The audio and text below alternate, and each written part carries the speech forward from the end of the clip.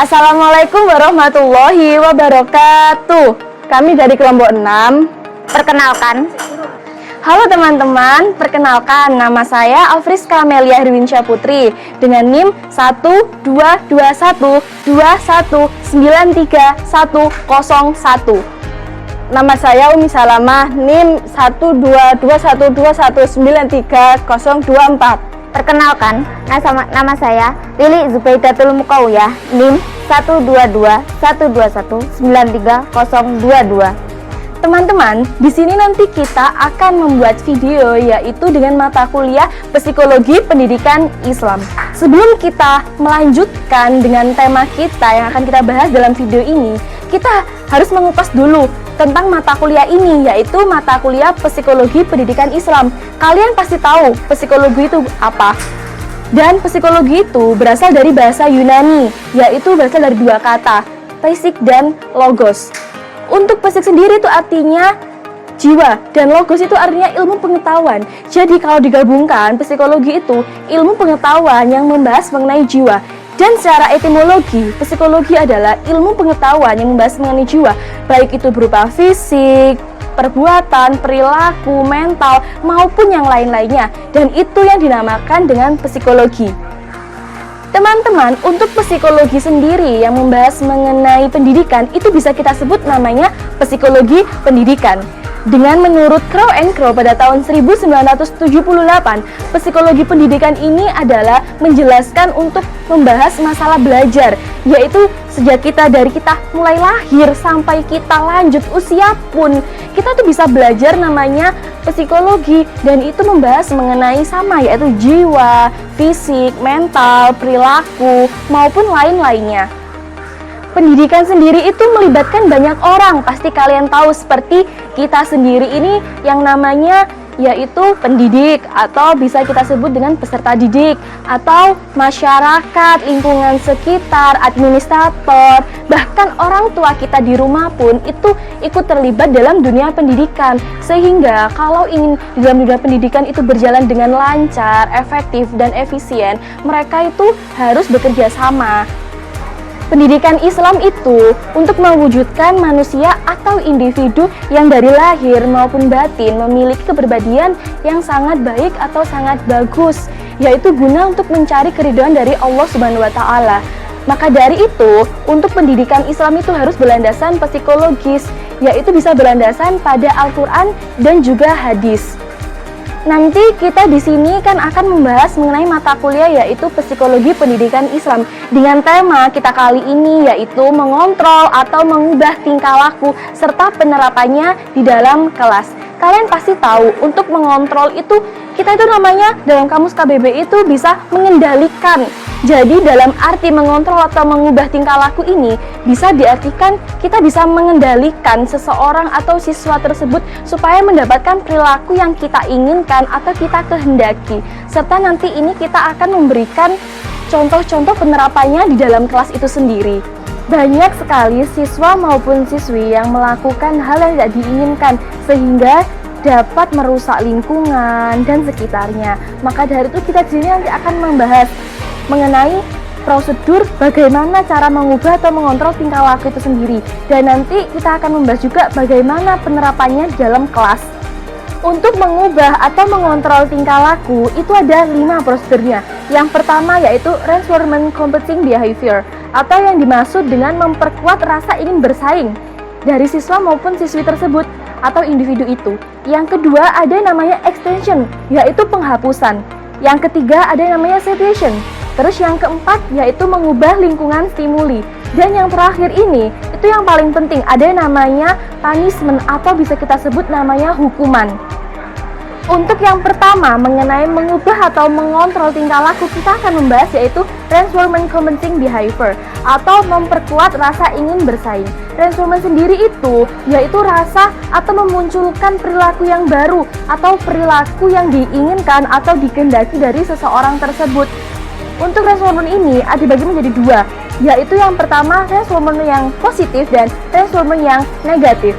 Untuk reinforcement yang positif ini untuk memperkuat atau memunculkan rasa ingin bersaingnya tersebut.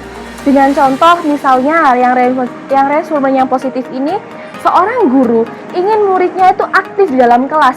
Jadi guru tersebut jika ingin muridnya aktif, guru memberikan pertanyaan dan setelah dijawab oleh siswanya tersebut, guru memberikan reward atau memberikan penghargaan ataupun pujian. Misalnya dengan namanya Budi ya. Oh Budi, kamu hebat sekali, kamu bisa menjawab pertanyaan dari ibu. Nanti nilai kamu akan ibu tambahkan atau bisa kita sebut dengan penambahan nilai juga atau dengan pujian pun sehingga membuat siswa tersebut itu merasa senang. Ataupun ada namanya reinforcement negatif. Untuk reinforcement yang negatif ini yaitu bentuk penguatan untuk menghilangkan perilaku yang tidak diinginkan sehingga menjadi perilaku yang diinginkan atau yang diinginkan oleh lingkungan maupun lain-lainnya.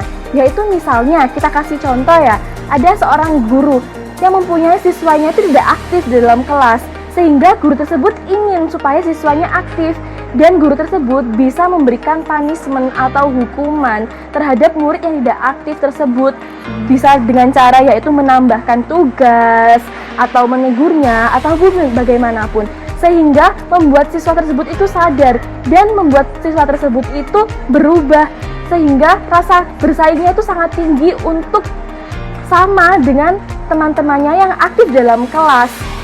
Sehingga dalam reinforcement compensating behavior ini yaitu atau dalam bahasa Indonesia itu memperkuat rasa ingin bersaing, itu diberikan supaya dalam siswa ataupun individu tersebut ingin rasanya itu bersaingnya tinggi sehingga ingin mendapatkan perilaku yang sama yang diberikan oleh guru tersebut. Dengan contoh yang tadi, misalnya siswa yang aktif tersebut itu diberi pujian dan siswa yang tidak aktif itu diberi hukuman atau punishment atau bisa diberikan atau namanya itu kayak tugas-tugas atau lainnya, sehingga rasa ingin bersaingnya antara siswa yang aktif dan siswa yang pasif itu bisa sama atau bisa juga rasa bersaingnya itu tinggi. Oke, yang nomor 2 dalam prosedur mengontrol atau mengubah tingkah laku itu ada namanya extension, yaitu artinya penghapusan atau bisa kita sebut yaitu pengabaian perilaku. Yaitu extension sendiri ini digunakan untuk merubah perilaku atau memperkuat perilaku tersebut atau perilaku yang diinginkan. Untuk extension sendiri ini contohnya misal seorang guru memberikan soal di papan tulis ya. Ketika memberikan soal di papan tulis, ketika ada siswa yang menjawab soal tersebut, guru memberikan reward yaitu dengan memberikan misalnya 1 buah permen. Keesokan harinya, siswa banyak sekali yang berlomba-lomba untuk menjawab pertanyaan di papan tulis. Tetapi, setelah guru memberikan extension, yaitu ketika siswa menjawab soal di papan tulis, guru tidak memberikan permen lagi.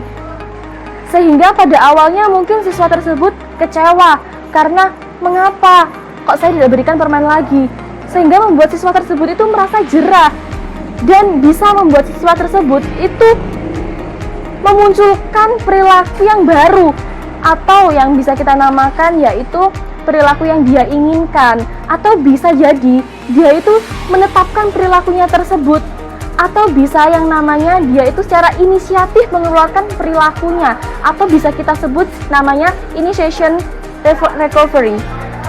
Mengapa di dalam prosedur mengubah atau mengontrol tingkah laku itu diadakannya extension? Karena di dalam extension ini ada beberapa guru yang mempunyai trik-trik tersendiri sehingga guru tersebut itu memahami dalam extension ini, yaitu dalam mengubah atau mengontrol tingkah laku, Dalam extension atau reinforcement itu harus selang-seling antara pemberian reinforcement dan juga pemberian extension sendiri. Selanjutnya yaitu yang ketiga adalah satiation atau kejenuhan. Dalam otak kognitif manusia, biasanya manusia melihat dan mempelajari apa yang ia lihat. Dan itu secara permanen akan tersimpan di dalam otak manusia. Namun justru apa yang dipelajari tersebut dan seolah-olah kita berpikiran apa yang telah kita pelajari tidak ada kemajuan sama sekali. Nah, kejenuhan sendiri memiliki arti yaitu jenuh atau bosan. Nah, yang selanjutnya yaitu cara mencegah dan mengatasi kejenuhan. Yang pertama yaitu dengan melakukan rekreasi secara berkala, yang bertujuan agar si anak tidak jenuh dan bosan saat belajar dan memahami sesuatu baik di dalam sekolah maupun di dalam rumah. Yang selanjutnya yang kedua adalah mengadakan perubahan sistem belajar di ruang belajar. Yang ketiga yaitu menyuruh anak yang suka berteriak agar berteriak sekencang-kencangnya agar dia merasa bosan berteriak. Yang selanjutnya yaitu yang keempat, mengubah lingkungan stimuli, yaitu dengan cara mengurangi atau menghilangkan reinforcement. Contohnya yaitu orang tua menyuruh anaknya agar mematikan televisi untuk belajar. Yang kedua yaitu dengan cara modeling, yaitu belajar observasi terhadap lingkungan sekitar, yaitu dengan cara mengajarkan tugas-tugas baru atau mengajarkan respon-respon emosional. Agar sistem ini efektif, ada beberapa tindakan, yaitu 1. Gunakan model teman sebaya yang kompeten dalam hal yang akan dimodelkan. Yang kedua, sertakan aturan-aturan lain, maksudnya agar si anak memiliki batasan-batasan dalam belajar. Yang terakhir yaitu model hendaknya serealistis mungkin, maksudnya sistem belajar yang mudah dipahami si anak. Kelima yaitu punishment atau hukuman. Hukuman sendiri memiliki arti yaitu suatu sanksi yang diberikan untuk si anak agar si anak jerah dan tidak mengulangi perbuatan tersebut. Dalam teori Skinner, hukuman dibagi menjadi dua, yaitu punishment positif dan punishment negatif. Yang pertama, punishment positif, yaitu berkurangnya perilaku ketika diikuti dengan rangsangan yang tidak menyenangkan.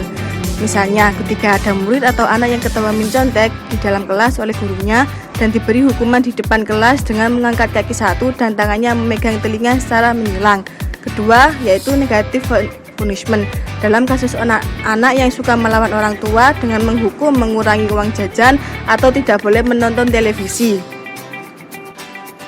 Menurut waktu pemberian hukuman dibagi menjadi dua, yaitu hukuman langsung dan hukuman yang tertunda.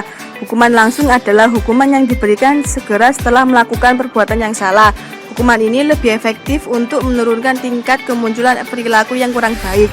Kedua, hukumannya tertunda, yaitu yang diberikan secara langsung dengan jeda waktu yang tidak lama setelah melakukan suatu kesalahan.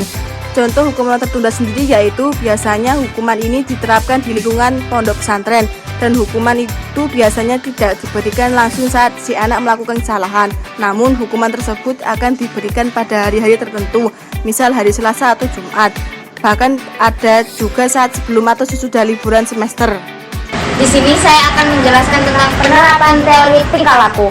Tapi sebelum saya menjelaskan kepada intinya, saya akan mengulas sedikit apa sih itu teori tingkah laku. Teori pembelajaran tingkah laku merupakan teori yang paling tua di dunia pembelajaran. Meskipun terdengar kolot, teori ini lebih banyak digunakan di dunia pendidikan kita. Teori tingkah laku merupakan teori yang mengamati dan mempelajari perubahan tingkah laku seseorang yang berasal dari pengalamannya di masa lalu. Teori ini juga menekankan adanya interaksi antara respon dan stimulus.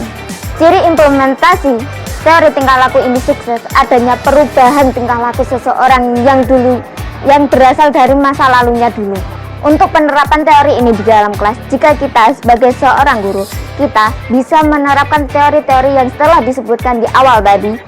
Dan jika kita sebagai siswa atau murid, kita bisa meningkatkan keaktifan kita di kelas seperti banyak bertanya ataupun mengutarakan pendapat-pendapat kita.